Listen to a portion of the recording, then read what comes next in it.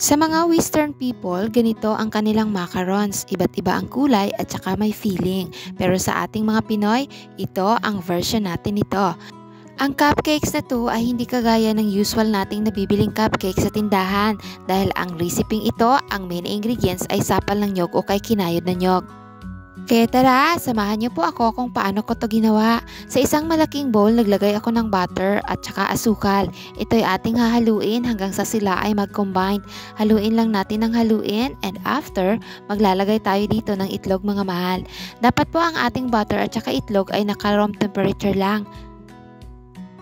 Para maging mabango ang ating macarons, maglalagay tayo dito ng vanilla extract. Hahaluin natin itong muli pero this time gagamit tayo ng wire whisk. Kung meron kayong hand mixer, mas madali itong haluin. Haluin lang natin ng haluin and after maglalagay tayo dito ng flour. Haluin natin ulit and after maglalagay na tayo dito ng desiccated coconut. Hahaluin natin itong muli gamit ang spatula at pagkatapos maglalagay na tayo dito ng condensed milk. And after nating mailagay ang ating condensed milk, kailangan ulit natin itong haluin.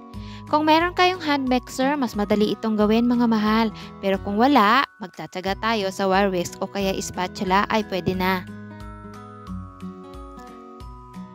At this point, ready na ang ating mixture. Kailangan na natin dito ng baking tray. Naglagay ako ng mga baking cups sa ating baking tray at saka ko inilagay ang ating butter kanina.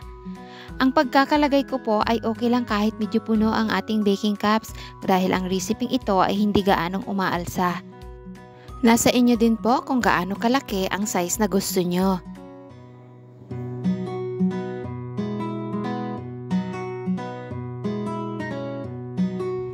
Ibi-bake natin ito ng 18 to 20 minutes sa naka-preheat na oven ng 150 degrees Celsius.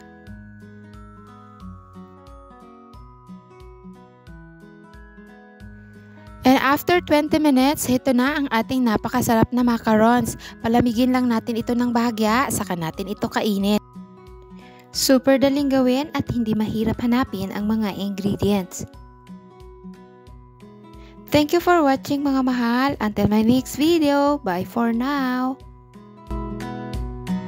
At kung bago kayo sa aking channel, palambing naman ang subscribe dyan at pakihit na rin ang notification bell para ma-update kayo sa susunod kong videos. Thank you again!